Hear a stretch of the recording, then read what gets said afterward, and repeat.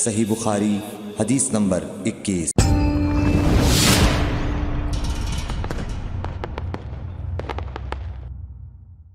या नबी सलाम अलैका, या रसूल सलाम अलैका, या हबीब सलाम अलैका, सलावतुल्लाह। नबी अकरम सल्लल्लाहु अलैहि वसल्लम ने इरशाद फरमाया, जिस शख्स में ये 3 बातें होंगी वो ईमान का मज़ा पालेगा।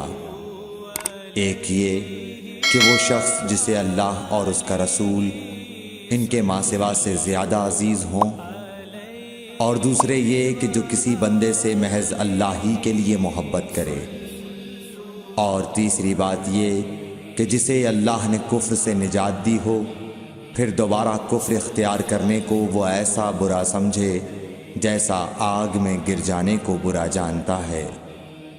सही बुखारी हदीस नंबर 21।